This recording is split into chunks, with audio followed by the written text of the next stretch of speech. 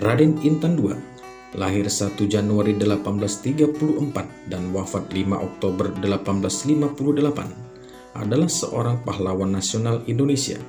Namanya diabadikan sebagai nama bandara dan perguruan tinggi. Berdasarkan penelitian, Raden Intan II masih keturunan Fathahilah yang dikenal sebagai Sunan Gunung Jati. Dari perkawinannya dengan Putri Sinar Alam, seorang putri dari Minak Jalan Ratu dari Kebandaran Keratuan Pugung, cikal bakal pemegang kekuasaan di Kebandaran Keratuan tersebut. Raden Intan II adalah putra tunggal dari Raden Imba II. Raden Imba II sendiri adalah putra sulung dari Raden Intan I dengan gelar Kusuma Ratu IV. Dengan demikian, Raden Intan II adalah cucu dari Raden Intan I.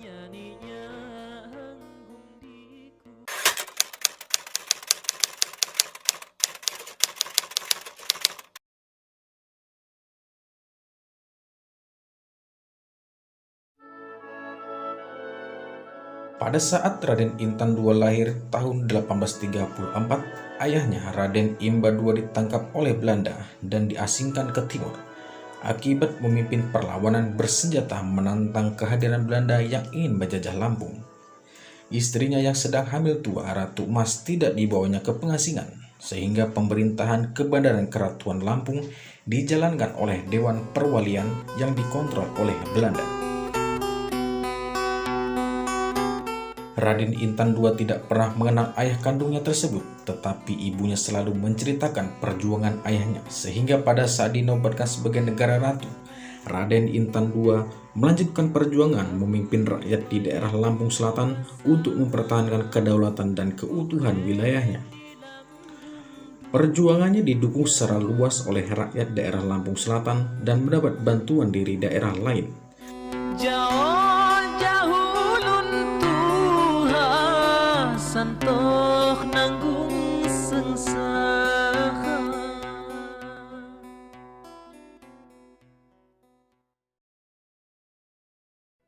Haji Wakia, tokoh Banten yang pernah melakukan perlawanan terhadap Belanda dan menyingkir ke Lampung. Raden Intan II mengangkat Haji Wakia sebagai penasihatnya. Haji Wakia menggerakkan perawan di daerah Semakah dan sekampung dengan menyerang pos-pos militer Belanda. Tokoh lain yang juga menjadi pendukung utama Raden Intan II ialah Singa Baranta, Saibatin, Marga Rajabasa.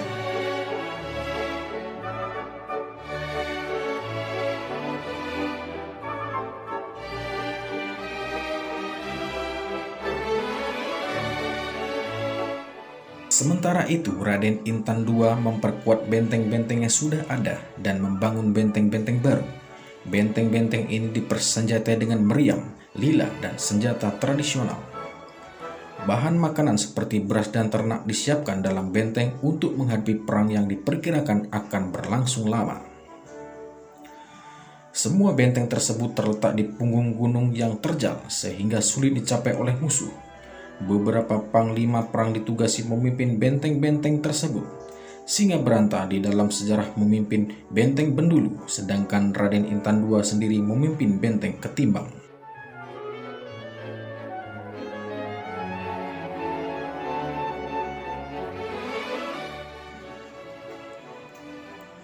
Melihat munculnya kembali perlawanan di daerah Lampung Selatan setelah reda selama 16 tahun, pada tahun 1851 Belanda mengirim pasukan dari Batavia.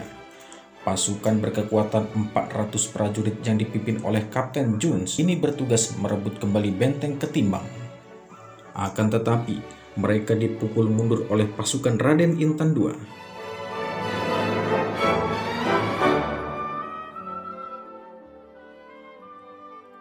Karena gagal merebut ketimbang, Belanda mengubah taktik. Kapten Kohler, asisten residen Belanda di Teluk Betung, ditugasi untuk mengadakan perundingan dengan Raden Intan II.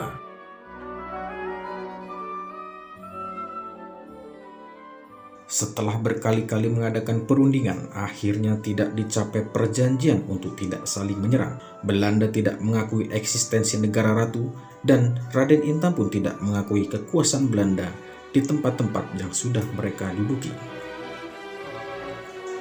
Perjanjian itu digunakan Belanda hanya sebagai adem paus menunggu kesempatan untuk melancarkan serangan besar-besaran.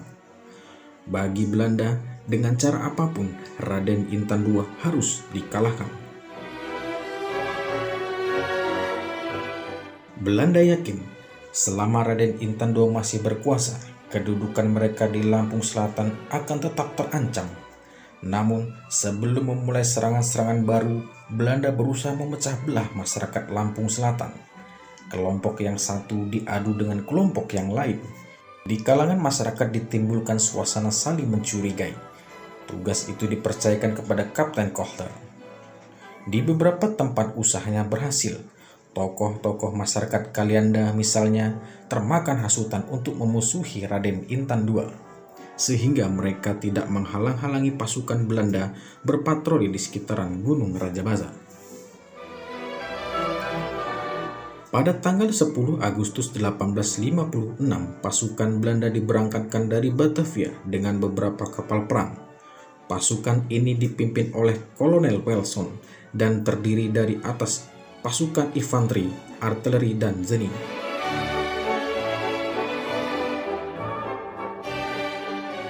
Kekuatan mereka bertambah dengan bergabungnya pasukan Jaya di Lampung II, bangsawan Lampung yang sudah memihak kepada Belanda.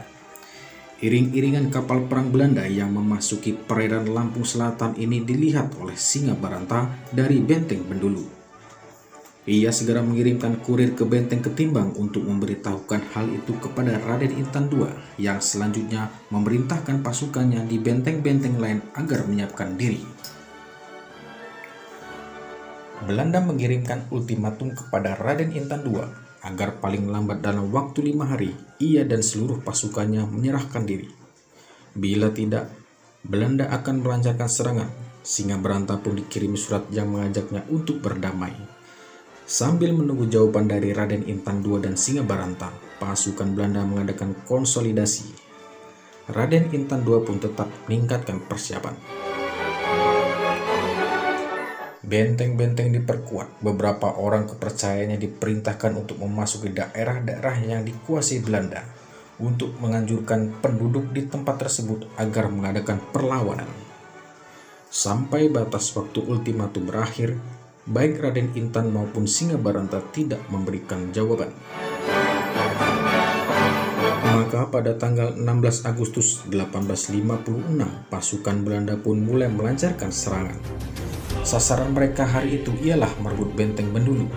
Pukul 08.00, mereka sudah tiba di Bendulu setelah menempuh jalan setapak di punggung gunung yang cukup terjal.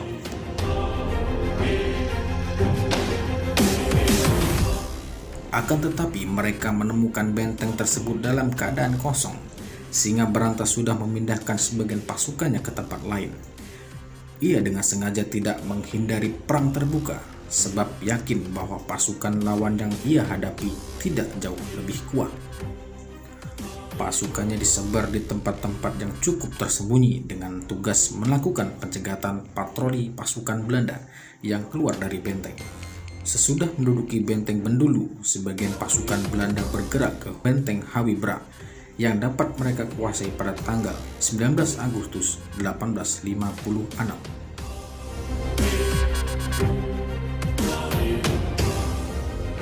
Di Bendulu, pasukan Belanda berhasil menangkap seorang kemenakan Singabaranta dan 14 orang lainnya.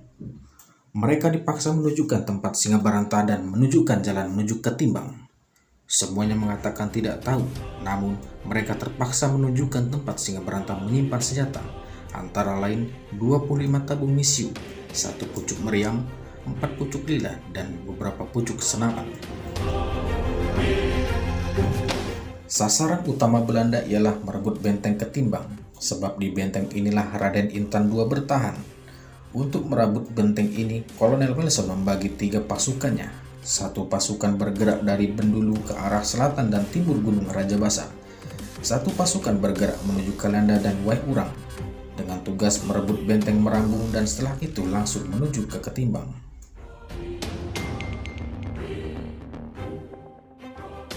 Sebenarnya letak benteng Ketimbang tidak jauh dari benteng Merambung, akan tetapi Belanda tidak mengetahuinya. Kesulitan untuk mengetahui jalan menuju Ketimbang baru dapat mereka atasi pada tanggal 26 Agustus 1856. Pada hari itu Belanda berhasil menangkap 2 orang anak muda. Seorang di antaranya ditembak mati karena berusaha melarikan diri. Yang seorang lagi diancam akan dibunuh bila tidak menunjukkan jalan menuju ke Ketimbang. Anak muda itu pun terpaksa menuruti kehendak Belanda. Setelah jalan ke Ketimbang diketahui, Kolonel Welson segera memerintahkan pasukannya untuk melakukan serbuan. Subuh tanggal 27 Agustus 1856 mereka mulai bergerak. Ketika tiba di Galah Tanah pukul 10.00, mereka dihadang oleh pasukan serta Raden Intan II. Pertempuran di tempat ini dimenangi oleh Belanda. Begitu pula pertempuran berikutnya di Pematang Sentok. Sebagian pasukan ditinggalkan di Pematang Sentok dan sebagian lagi meneruskan gerakan ke Ketimbang. Tengah hari pasukan ini sudah tiba di Ketimbang. Sesudah itu datang pula pasukan lain, termasuk pasukan Jaya di Lampung II. Ternyata benteng Ketimbang sudah ditinggalkan oleh Raden Intan II dan pasukannya. Dalam benteng ini Belanda menemukan bahan makanan yang cukup banyak.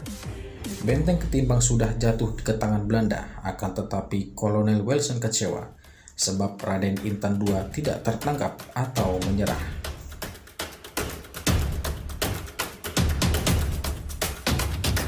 Welson mengirimkan pasukannya ke berbagai tempat untuk mencari Raden Intan II. Sebaliknya, untuk mengacaukan pencarian Belanda, Raden Intan II menyebarkan berita-berita palsu melalui orang-orang kepercayaannya. Beredar berita bahwa ia sudah menyerah di Waiurang. Welson pun segera menuju ke Waiurang. Ternyata orang yang dicarinya tidak ada di tempat itu. Seorang perempuan melaporkan pula bahwa Raden Intan II ada di Rindeh dan hanya ditemani oleh beberapa pengikutnya saja. Berita itu pun ternyata hanyalah berita bohong.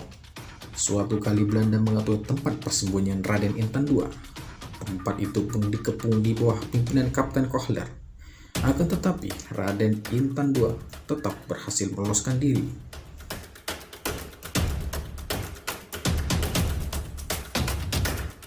Sampai bulan Oktober 1856, sudah 2,5 bulan Belanda melancarkan operasi militer.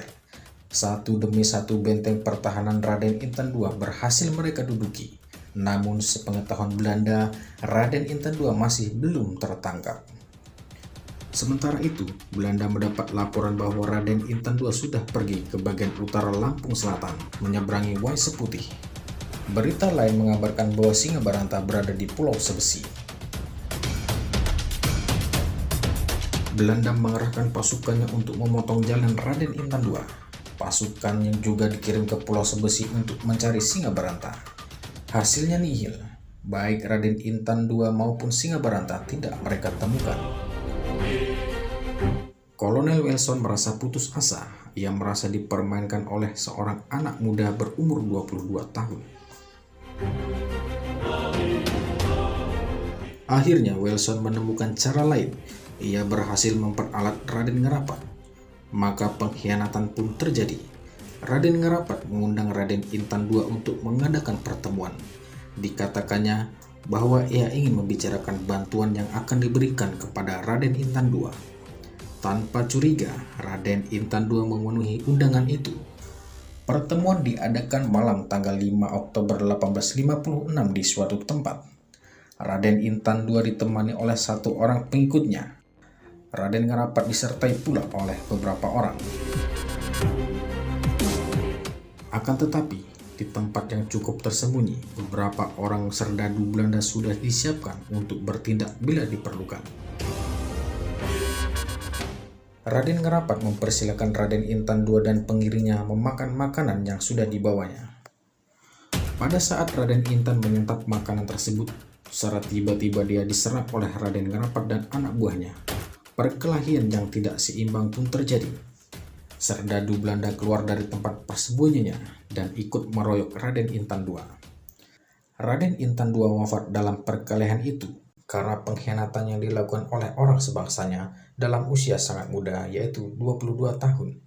Malam itu juga mayatnya yang masih berlumuran darah diperlihatkan kepada Kolonel Wilson.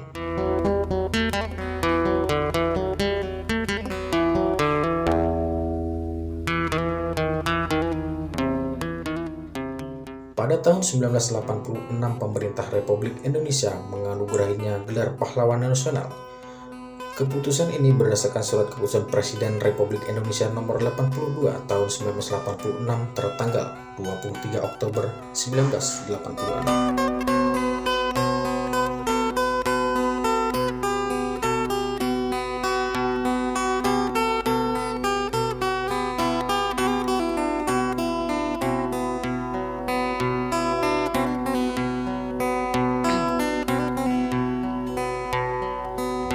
Ampai ku rasa hohe di lambung dunia,